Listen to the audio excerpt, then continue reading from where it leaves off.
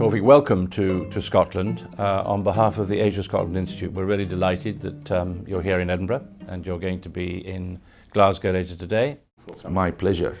And everybody has been impressed by what you've said and is looking forward to hearing more from you. As you know, the purpose of the Asia Scotland Institute is to educate and inform tomorrow's leaders in Scotland and equip them with the knowledge and skills to engage with Asia. So we're absolutely delighted that you're here to do that. It's my honor. Your subject is, can radical Islam be defeated? What advice would you give to the people of Scotland while you're here who in many cases feel that they've done quite a good job in dealing with religious minorities, in absorbing them in their society? What would your advice be to them to deal with these issues? I believe the best way to deal with them is to define clearly what do we mean by radicalism. Because if you do not define the word radicalism and what does it mean, the content of the word, you will be unfair to some moderate Muslims and you may consider them radicals, for example. And also you may allow the radicals to flourish if you do not define radicalism. So my only advice to them is to, number one, define radicalism. And I can help with that by giving you some examples now.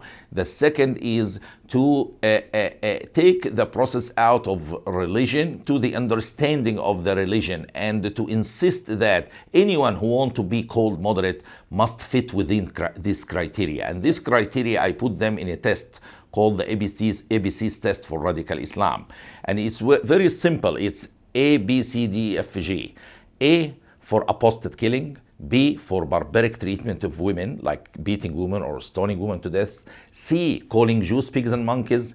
D, declaring wars on non-Muslims to spread the religion and after offering them Islam or jizya or killing or to be killed. And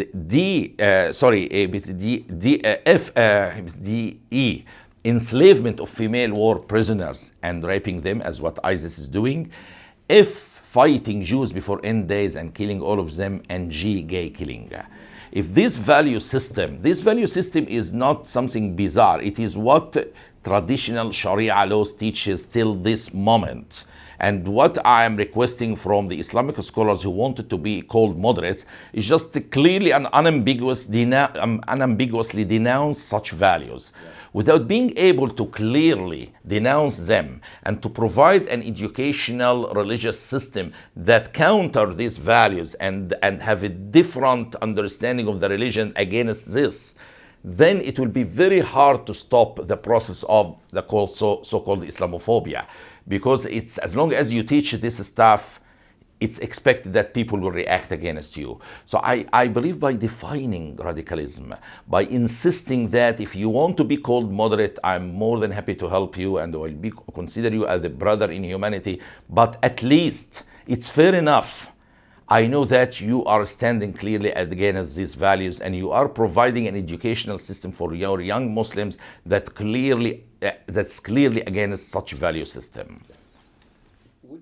So are you an optimist or a pessimist? And in answering that question, I know you've made use of Facebook and other internet-based tools to help you get your message across.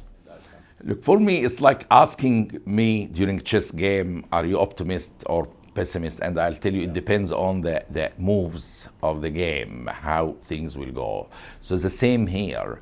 I believe if we continued using the same approach that we have used since September 11th till now, which relied nearly only on military, we are failing.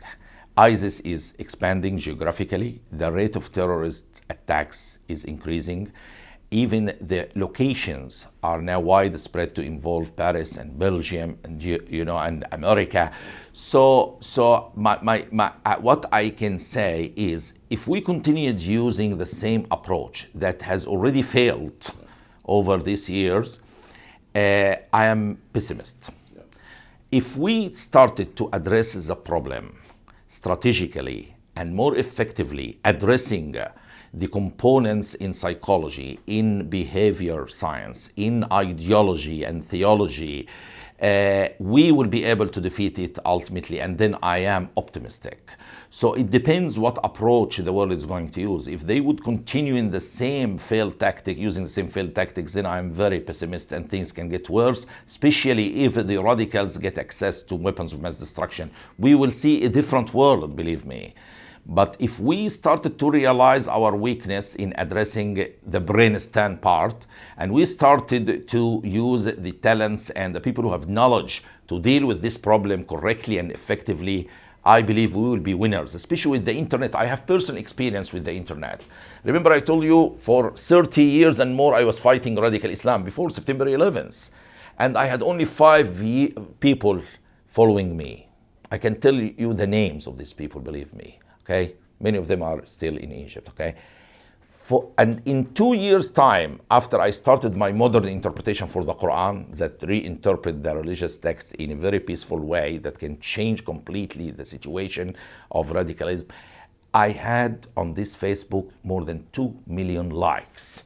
This tells you the power of the internet. I am optimistic, because I have seen it in reality, the power of the internet. If you know how to use it effectively, if you have good content and you know how to penetrate and reach people, I believe we have the tools now to change things and to fight the problem correctly and prevent and weaken the disease itself. As I mentioned to you, I like to call it the polio eradication approach. When we eradicated poliomyelitis, it was not because we cured the people who have polio, but we actually worked predominantly by vaccinating the normal ones so that we prevent the spread of the polio virus itself. The same can happen here. In addition to caring for to dealing with the terrorists, what is more important is giving mental vaccine to prevent the spread of radicalism within Islamic communities and societies, and thus we can eradicate the problem and weaken the phenomena of terrorism. So we can use an approach a bit similar to the polio eradication where we vaccinated normal people. I want to thank you very much for coming and being with us in Scotland and delivering your message, and for taking the time to share your thoughts and your views with so many people. Thank you very much. Thank you for your hospitality. I really enjoyed every moment here in Scotland, and thank you again. And with the Institute, of course. Thank you. Bye-bye.